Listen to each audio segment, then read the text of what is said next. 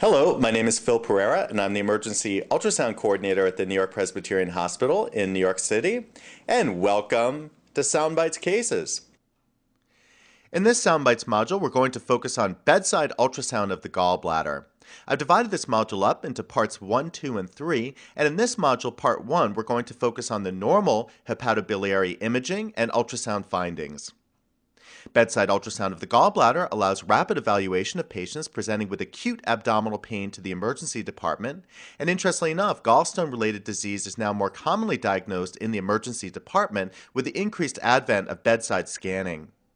Gallstone-related disease is not only seen in the traditional female population as described in textbooks, it's also being seen in men with rapid weight loss or weight gain changes, and also in the elderly.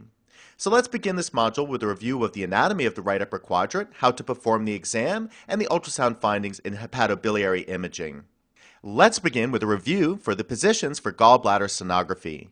As shown in probe position 1, the first position that's often used for gallbladder sonography is going to be known as the high lateral view, in which we're looking through the ribs. It's best to use a smaller footprint probe for this exam so that we can easily sit the probe between the ribs.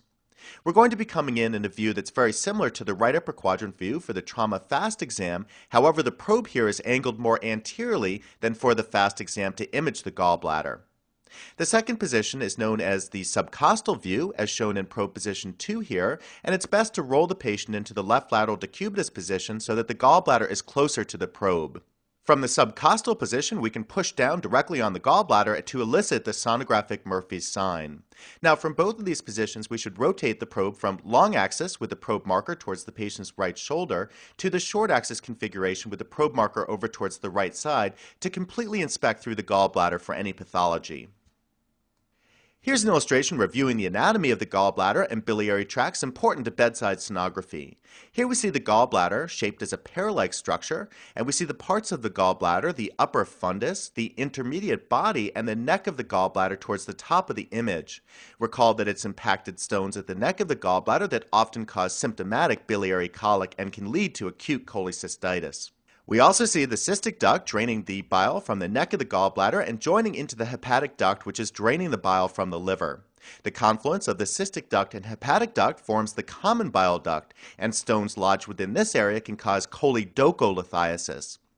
We also see the pancreatic duct joining to the common bile duct and dumping into the duodenum at the second part of the duodenum, located at the ampulla of Vater. Stones that may lodge here can cause gallstone pancreatitis. Now let's take a look at the ultrasound findings of a normal gallbladder.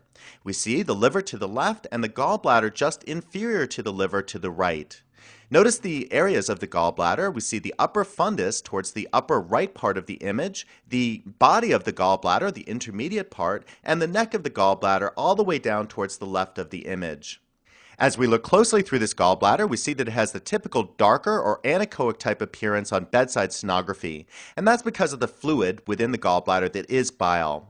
We see here the absence of any significant stones, and remember that gallstones would appear as brighter or hyperechoic foci within the gallbladder lumen. Here's a normal variant known as a septated gallbladder, and we see a little septi, that little white line, going through the middle of the gallbladder. This can be seen on bedside sonography and is not to be mistaken as pathology. Here's an illustration showing the relation of the gallbladder to the portal vein, known as the exclamation dot sign. The exclamation would be made up by the gallbladder, and the dot would be the portal vein. We see a thin white line connecting the gallbladder to the portal vein, known as the median lobar fissure of the liver. And this can be a very helpful landmark as one looks to find the gallbladder in relation to the portal vein. Also, we see the common bile duct and hepatic artery on top of the portal vein, making up the structures of the portal triad.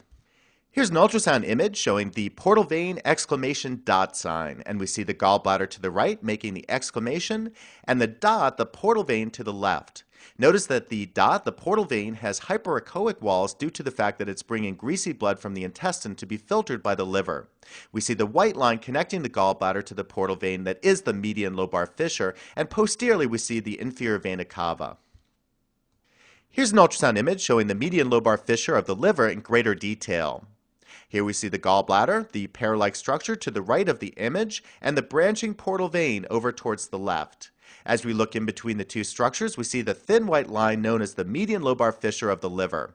Now, the MLF can be a very important landmark as we look from the portal vein up to the neck of the gallbladder to inspect the neck of the gallbladder for any small stones that may be lodged there and causing biliary colic.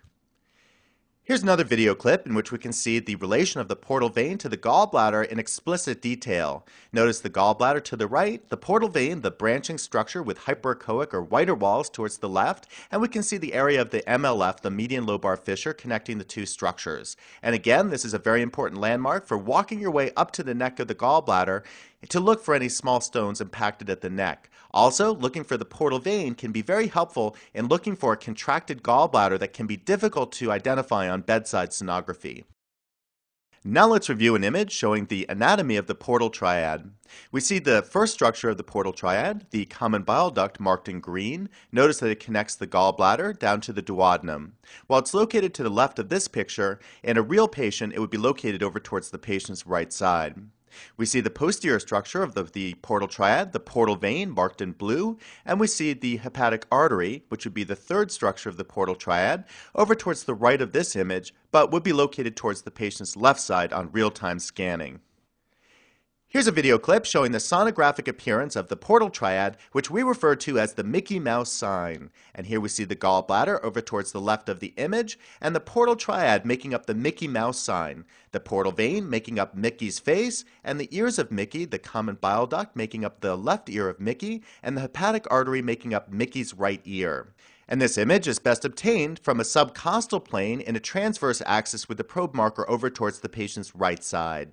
Now we can place Doppler sonography onto the Mickey Mouse sign to further delineate the structures, and we see that the portal vein making up Mickey's face, the posteriormost structure of the portal triad, will actually light up with Doppler sonography.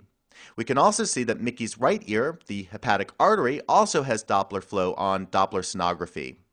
However, the common bile duct, Mickey's left ear, fails to appreciate any Doppler flow due to the sluggish flow within the common bile duct. In this video clip, we can appreciate the common bile duct and portal vein in more of a long axis configuration. We've turned the probe so now the probe marker is over towards the patient's right shoulder, and we see the gallbladder towards the top of the image, and notice here we see two parallel channels towards the bottom aspect of the image here. Notice the portal vein with Doppler flow, and on top of the portal vein we can appreciate the common bile duct. As the common bile duct enlarges with obstruction, it will become as large or larger than the accompanying portal vein. Normal dimensions for the common bile duct is that it should be no larger than 1 millimeter for each decade of the patient's life. A common bile duct that measures across in diameter greater than 8 millimeters is universally enlarged. And when we measure the common bile duct, we're going to measure from inner wall to inner wall across the lumen of the common bile duct. My conclusion points for this Soundbites module going over part 1 of gallbladder sonography. Gallbladder ultrasound at the patient's bedside is a very helpful ultrasound exam in evaluating the patient presenting to the emergency department with acute abdominal pain. And hopefully through looking at this module, you know how to perform the right upper quadrant ultrasound examination and understand the anatomy of the hepatobiliary tract essential to bedside sonography. And also, by going through the footage, looking at the ultrasound imaging of the gallbladder and portal triad, you now know how to interpret the ultrasound images that you will obtain at the patient's bedside. So I look forward to seeing you back as Sono Access continues, and we go on to future modules focusing on gallstones and acute cholecystitis.